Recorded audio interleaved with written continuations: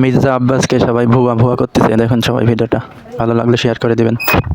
৮ আসনের বিএনপির মনোনীত প্রার্থী মির্জা আব্বাসকে ঘিরে চতুর্দিকে সকলে কিন্তু ভুয়া ভুয়া স্লোগান দিচ্ছেন।